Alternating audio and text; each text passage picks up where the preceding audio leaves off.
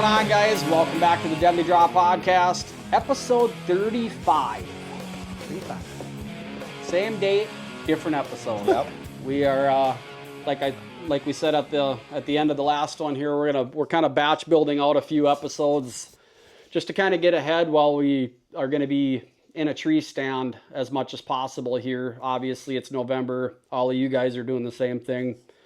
It's time to just have ass in a stand wherever it's going to be, or in a saddle, or whatever, and whether it's waiting it out or making moves. And that's kind of, I think, going to be the topic of this episode is rut strategies. What's your guys' go-to attack mode rut strategy?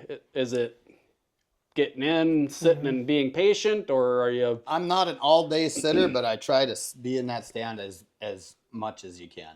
Yeah. You know? When you say that stand, what are you referring to? Do you have a go-to rut stand that you like to pitch in on? Do you? You know, it's just been historically good. I guess I always see sign there, and I'm blessed with good private, you know, so I do hunt my private quite a bit during the rut. And I've been burned by not hunting it during the rut, by hunting somewhere else and eating it. But no, I mean, it's the ridges and, you know, downwind from doe bedding areas. I mean, that's, you got to try and catch something cruising that stuff. So just sit as long as you can. I mean, I cannot sit all day. I just can't do it. No matter how many sandwiches or snacks or little Debbie's I bring with. I can't, I physically can't. My back and legs, I just can't do that anymore. Sure. But go in, have a sandwich, and get back out there, you know. So Yeah, even just that short little, like even 2 hours of walking in and walking back out is enough to break it up for me. So move around, stretch out a little bit. How about you? What are your go-tos on the month of November? Well, historically, like we just said, I'm kind of hitting those areas like I know that have always had deer in the past. I mean, I'll still bop around and stuff like that and scout and just kind of keep my eyes and ears open for new spots, but I don't know, it's got to be real tasty for me to want to go sit in those other areas. There's got to be a lot of sign there, but what I've done in the past and up to now is just going back to those familiar areas because they're really good areas. There's usually cuts into a transition, into a thicket, or stuff like that. I always seem to have really good luck with that in between a transition. There's a reason that you always or mostly see activity in those spots is because the deer know those spots. I mean, that's why it's historic, you know? Yep. So yeah, I guess I focus a lot on transitions too. That's what I've been doing because it just seems like whenever I sit in those, I see something. That's where I shot my biggest buck today. It was sitting in a transition around rut. Yeah. So I'm going to keep riding that. It's worked. So that's what I'm going to keep doing. So, but no. Yeah, I try and do a little bit of both. I try and do like historically, you know, like on permission stuff, or even in public historically spots where I've either had success or, you know, seen deer or seen rutting activity and stuff like that. But I'm also a grinder when it comes to you know, like all next week, I will probably sit all day sits every day. And it sucks. Don't get me wrong. It's brutal. By like day 3, you are mentally drained. You're physically not even wanting to climb down out of the tree after the 3rd sit. But I swear, and you know, my old man kind of beat this into my head a long time ago, that 10 to 2 time frame is a magical time frame in November. I don't know why. Because everybody's getting out of the woods at that time. On public for sure. Oh, yeah. I mean, dudes are getting down obviously at 10:30 or whatever it is, 11 o'clock to go grab a sandwich or grab something to eat or relocate or do whatever. But I still, even with on a piece of private where there's nothing happening around it that I'm aware of. I mean, obviously Joe Schmo could be in his 80 doing whatever he's doing, but there's just something about that midday, and I don't know if the deer are programmed to know to know that that's kind of a Education. quiet time of the woods, or Are just used to that. if I it's don't just know. a deal of like they're uncomfortable, they want to move, maybe it warmed up, the wind is getting funky for them, so they're on their feet again, or what's happening there. But From now until, Thanksgiving, I think. I don't know if they're programmed to do anything other than chase does. I mean, no matter what. Yeah. What time of day it is, if she gets up Chase. and is going, Yeah. he's following her, and it don't matter. Right. Whether it's 6 a.m, noon, midnight, Going. she gets up, he's going. So, yeah, I don't know. It's hard to say. You always think you want to try and figure out why, but we never will. We just Right. never will. yeah. So, But yeah, I mean, I think that there's some days where I will sit all day, I won't see a deer, and that gets brutal. that's tough, Yeah. man. That's discouraging. Yeah. But and like a lot of people say, it's like in the rut, when you're in it, and when you're not, you're not. Yep. You know what I mean? So it's like it's at that point in time, I probably should get a little bit better at deciding like, hey, if I stay as low impact as possible and get down and make a shift or make a move, you get a little bit of that stretch out and that mental break from being in a tree, twisting your head around like an owl for hours. And, that might just be like a renewal piece too of like, okay, I'm going to go over and I'm going to get over this next ridge where I can't see, or, especially if you may have heard some commotion earlier that day or whatever, that, I need to get down where it's a little bit thicker. It seems like everything's kind of moving around over there, or whatever the case might be. But so that's probably one strategy I will try and implement this year, is on those days where it's, instead of just toughing it out and being stubborn and like it's only a matter of time, I'm going to wait them out. Because again, we talk about, unless you have like in some of the areas in your piece where for a fact that it's a pinch there, they're always coming through that specific area for whatever reason, or a transition that you're sitting to where it's like, it's almost like a natural corridor for them, that then you can kind of tell yourself it's only a matter of time. I just got to wait them out. And as long as my wind is right, then, something should happen, or I should at least have an opportunity. But, there's a lot of spots I hunt that don't really have those special terrain features to where it's like, okay, I'm going to sit here because naturally they kind of pinch in here, or whatever the case might be. But Yeah, I mean, just thick cover can be considered a transition area, Yep.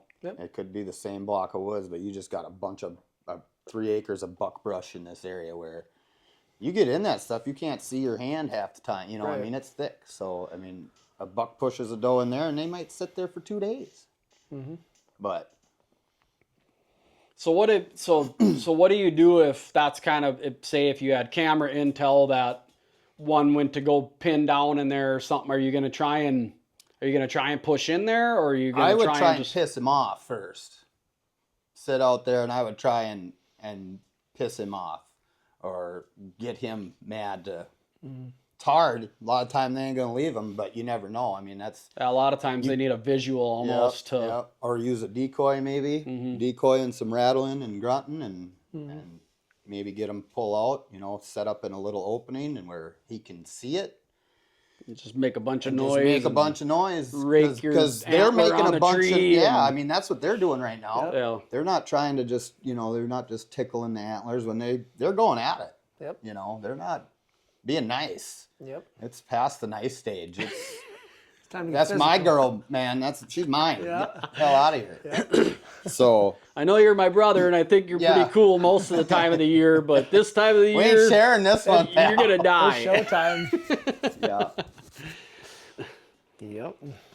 Yeah, I guess that's another thing too, is I do like to do some decoying every year around this time, that, the week before gun season. I'll bring it out to a couple of the spots that I have that are out on open fields and stuff, and I'll plan it out there. And it is fun. It breaks up the monotony of just going and sitting, because it's like you get the opportunities to do like that. waiting for your tip up to go off. Exactly, You get to it's like- nothing yet, but But yeah, I mean, you could smack the antlers Yep. together every hour, or, you know, grab your grunt tube and sit there and blind grunt every 15 minutes or something like that. And it really does break it up, and it, you know, brings a little bit of entertainment to just sitting there, Sure. burning up hours and data on your phone.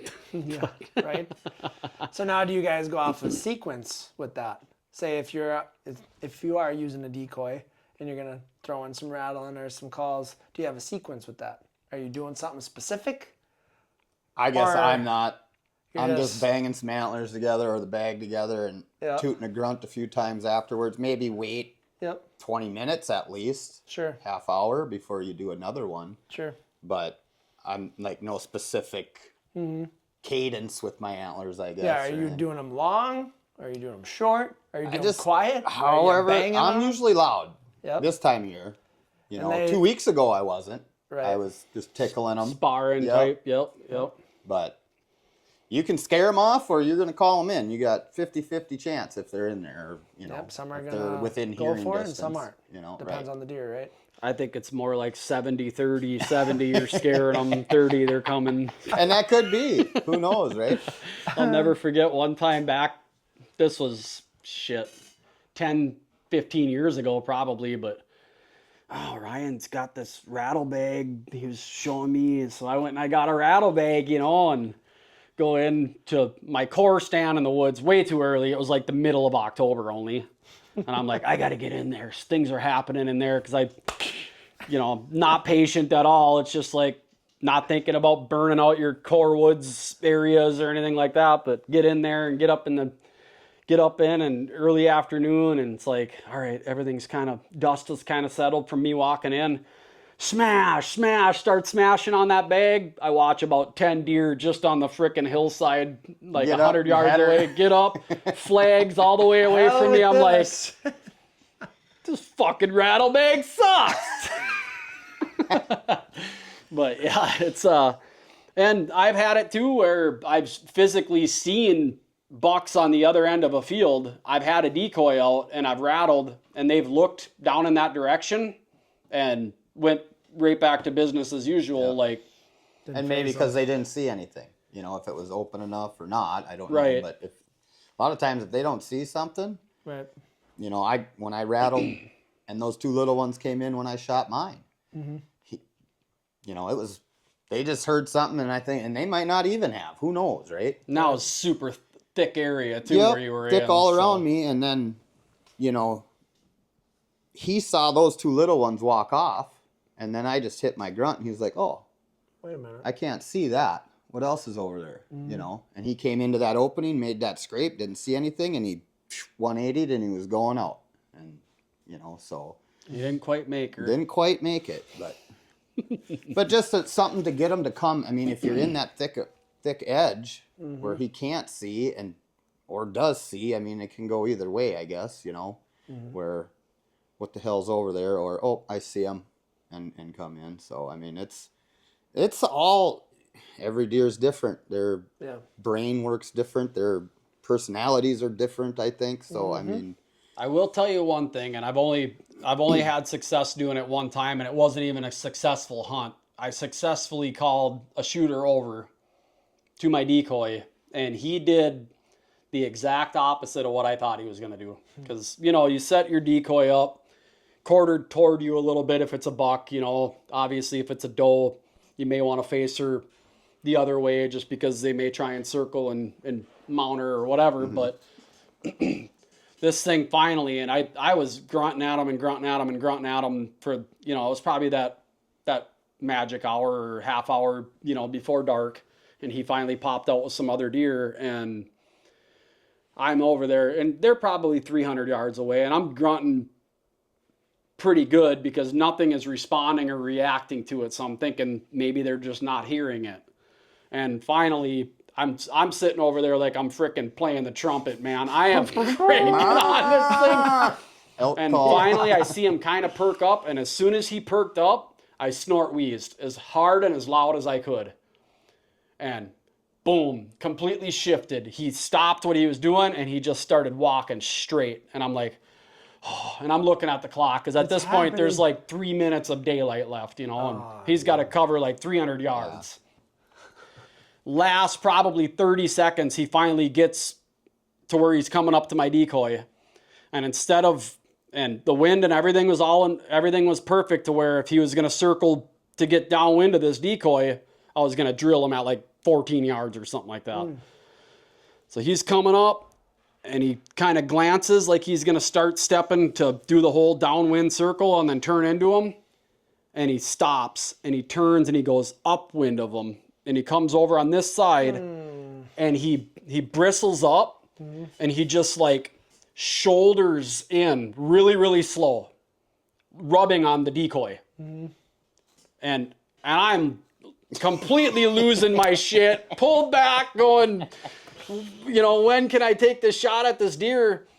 And then finally he went to bristle up, and I think the decoy made a noise or something that he didn't like, but then he frickin' like jumped straight in the air, and he landed, and he took 2 more bounds, and he stopped, and his ass was basically facing right to me, and he was looking at that decoy kind of with his head turned like this, and then he just like another couple bounds and then kind of got his stride and took off again, but couldn't believe it. I thought for sure he was going to do the whole downwind circle and cut in toward it, and nope, he like went up to it almost like he was like, he knew that he was the big dog and he was just going to like show him just the sheer size of him. But yeah, that was probably like a inch wise, I would say around 150 inch deer. Nice. That Dang. had me just destroyed in my tree, not being able, it was a cool experience, but Oh yeah. But yeah, not being able to shoot when the buck that you're after is that close, it's pretty heartbreaking. But And what sounds like a close shot too. yeah, he would have been within 18 yards. So, but it's like, and what do?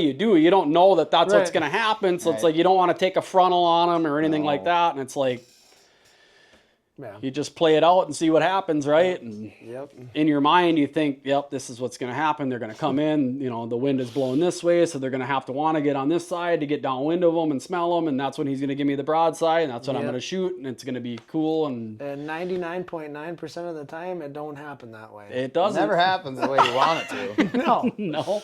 Yep. Do you guys think that a bag versus real antlers is that crucial? I know you hear a lot of guys Yeah. say you got to have the real antlers, or Apparently all it is. or all 4, you know, like the black racks or whatever. Yeah, or- apparently it is, because I got one of them little night and hail Yeah. rack pack Yeah. fucking things, and I used it a lot last year, and I had that in my video, and I had the world's fucking experts telling me, get rid of that piece of shit pack rack plastic fucking Lego bag that you're banging around up there. Lego bag. So yeah, and it does sound, you know, Right. if anything, it sounds like really spindly or light antlers Right. going together, Well, but it's just so nice to have handy, something right? Like, that you compared can to literally fit in packing- your cargo pocket Pack versus and rack Oh, with you, know. Yeah, you don't gotta tell me. I got those black racks, and they kind of sound kind of like that too, where they're spindly. It doesn't sound like an actual. I mean, they might be a little bit more volume to them, but yeah, I don't know.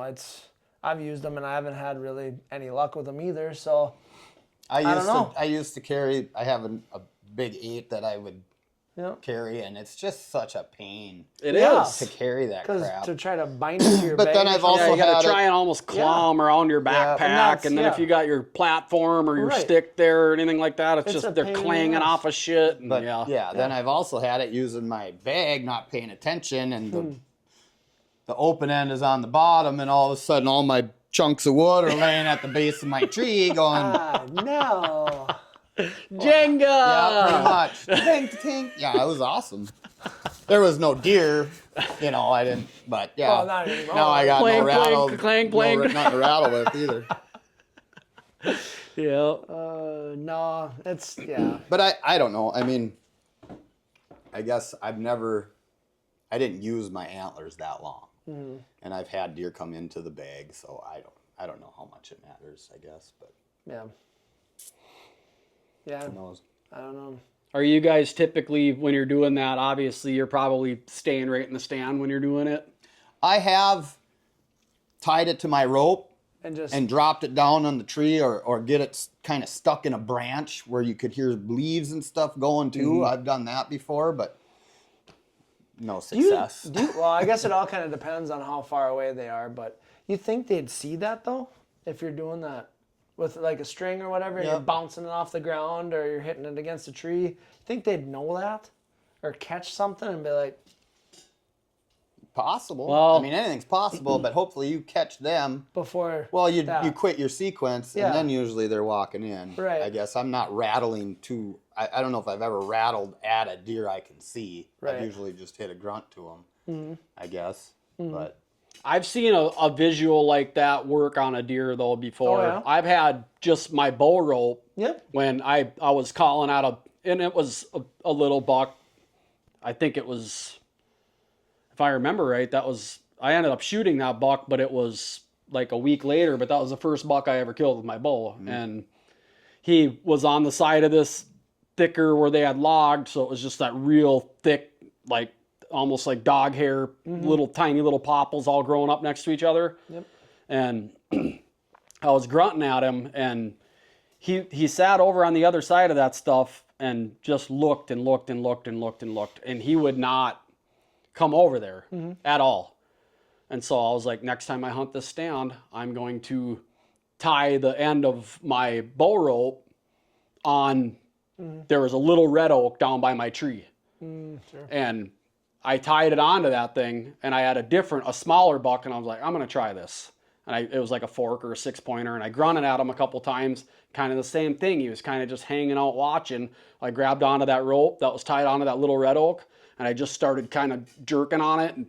And it was hitting that red oak enough to where it was just moving it around and the leaves were shaking and stuff like that. I don't know if he thought another deer was making a rub or what, but sure as shit, here he comes. Right around that little thicket to look to see what was making that noise. So it's like, I think if you mix in, the audio with a little bit of visual, they say that if you can get them to lock 3 senses on what you're doing, whether that's busting you or tricking them, that you pretty much you got them, because they can hear it.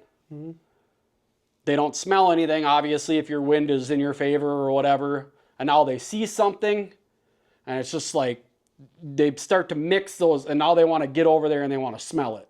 So it's like it's almost like the last little detail is to get that third thing to get them to lock in. But whether and obviously we're not experts by any means when it comes to doing this stuff, but obviously trying different things and seeing what works and what doesn't for you personally is a big one. But it's painful when you see them run away though, because of what you did, whether it was rattling or even grunting for that matter. I've had deer run away from a grunt. Yep. Sure.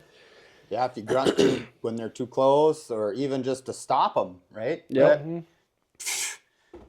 Some stop, some just and they jump and take off. So, do you whistle? Do you grunt? Do you not? Do you, I guess again it goes back to reading that deer's body language and is he super edgy? Is he ready to frickin' jump up in the air when an acorn hits the ground, or is he cool as a cucumber and like, I'm the big dog, I'm coming in here to wreck some shit or whatever. But I don't know. And later in the year it gets, the jumpier they get. Aim lower. Yep. Lower Aim third. lower. Yep. Even bottom belly hair. Yeah. They're ducking. Especially with the does, man. If you're trying to kill doe late, it seems like they are on edge. Super to bad. all that, Yeah. I'm looking forward to it, but it's a grind. It's a grind. It takes a toll. And you go hard. I know you do. A lot harder than I do.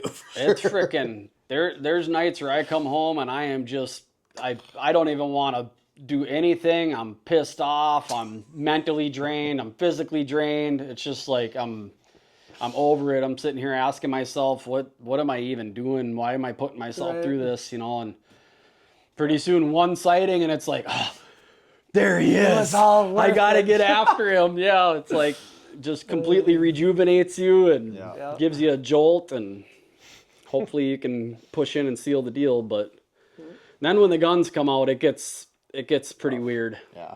Really tough. Yep. So That's where you really got to get to where nobody's been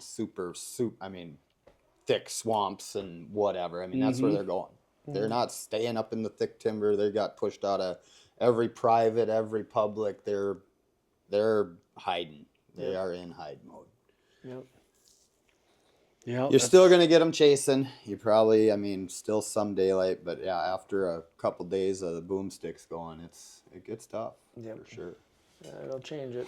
Then after that, you almost need a late season food source that you can key in on, and that some of the does hopefully might be coming out in that last half hour and might trigger a buck to follow one out. Give it a few days, regroup mentally too, and yeah.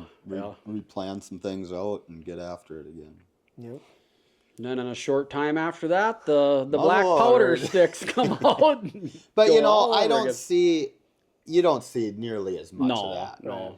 And I don't think that, the deer are still on edge from gun season no matter what. It takes them a while to, but you just don't see as many people out muzzleloading like you used to. Yeah. I think they're all crossbow hunting now instead. So. Yeah, it might be. It might change things a little bit. Why sit when it's 15 degrees when you can sit when it's 65? Yep. But Very true. I don't know. There's just something too about after, all the gun season, that bow hunt late, even into December, man. I love sitting in the snow on the ridges. Dude, that first snow when we get it, it's like, it's almost like a cold front in October. It's like you have to go and sit that first snow because it's almost... It's fresh. Everything's fresh. It's... It buries all the scent and everything, and it's just like it's a fresh slate to get in there, and then to see that, you know what I mean. Once you can get in there, when you have a few like a snow that stays, it's like 2-3 days later, it's like, oh, there's a main trail, there's a bunch of beds, there's this, it's like that's when it's pretty fun to be out there, but fun and not fun, I guess, because it gets brutal. Tough. It's cold, man. Cold. Yeah. It's hard to stay warm in a bow stand. Yep. In Minnesota, for sure. Pack the little handy thingamabobbers. Every battery's once your coming hands out. are gone, man, that's for tough. sure. game over pretty much. But Hands or feet. Yeah. But yeah, that's I guess the strategy. Get in there, sit your best spots as long as you can, and obviously try and talk yourself into pushing in if you need to. And don't be scared to change if you're not. Right. If you got a day or two where you're not seeing nothing, you got to change. Yeah, got to make a move. Maybe not a huge move either. Maybe just across the other side of the swamp or, whatever, the other side of the trees line, It might not take a big move. Right. It just, you might have to move. So. That's right. Be getting after it starting tomorrow. Yep. Probably not all day sits tomorrow, but next week. You're on the old rutcation right now. So So far, it's been a poopcation because things have not been going well so far. But Well, a lot of times when the storm starts out hard, it ends nice, yeah, Yep. Just ride that. hopefully. Let's get all this rain and shit. But I'm seeing already they're talking now possible rain on Halloween too. So it's like, Really? Oh, wow. yeah. So I think we're going to be kind of in this low pressure haze the rest of this week, and they're talking cloudy and kind of icky, and it is a wind switch tomorrow though. It's going to switch to out of the north, so that'll further what you said about tomorrow being a good day after a full day of rain and a wind change. That should be good. It's just getting in the right area and getting after That might it. be one of my first sits at the farm right there. So that's what the wind I've been waiting for. North? Yeah, you're going to get it tomorrow. Yep.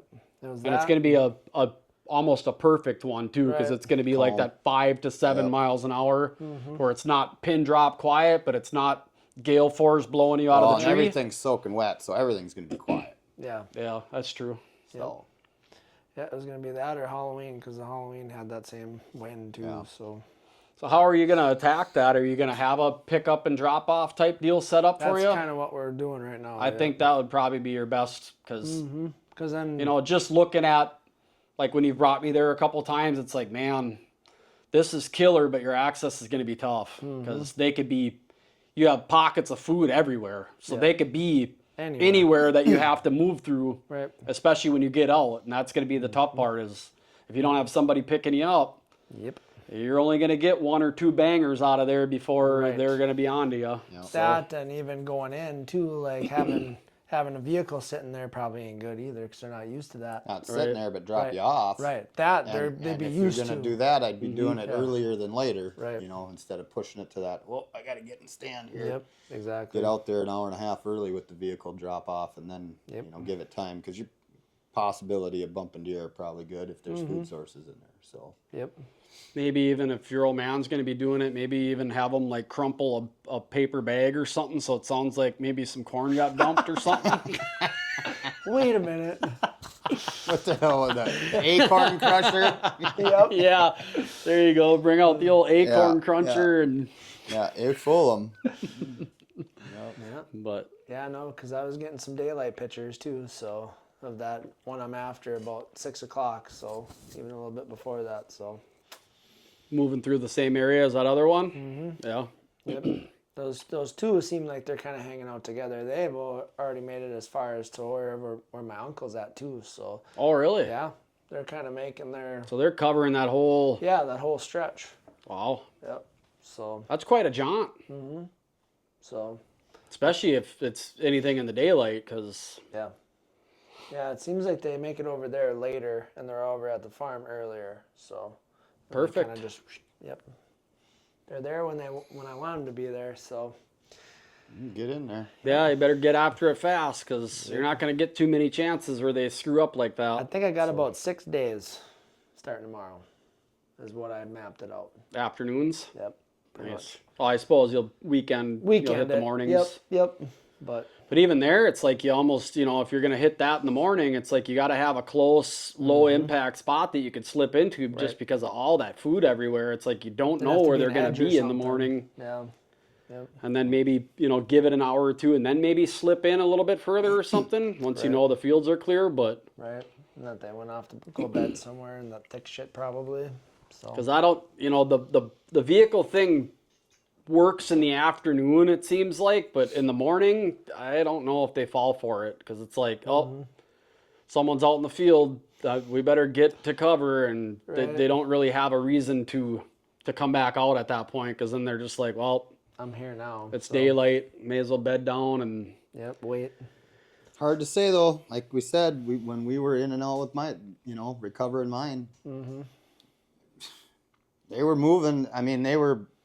yeah, right out in the food plot when we came We back drove out. right Yeah. past them, and the one just walked up, and we drove out, and it didn't seem to bother them. Didn't phase them. No. But yeah, those might But be coming those, in the morning could be definitely a different story. Right. And I think those are the areas that, like you were talking about, those all-day sits, almost, that would be those areas because you don't want to sit there and in, out, in, out, in, out, in, out either. So I might be in there for the long haul if I do get in there. So that's kind of what I'm thinking. Probably utilize that box stand in the back too. Yeah. On the wind and whatnot. So Yep. right where that food plot is. So yeah, got some ideas. So just gotta put them to use and hopefully one screws up. Any one of them. Anyone? Doesn't matter. Just one of them. One of those two. Okay. I hear you. So Other than that, it's early November. Everybody's going to be out there getting after it. Congratulations if you've shot something already. We're still grinding. Maybe by the time you see this, we'll be successful, but we'll see. Go get them, boys. We'll be getting after it. Thank you to our sponsors on this one. Good luck to everybody that's getting out there. Get after it and be safe. We'll see you next week.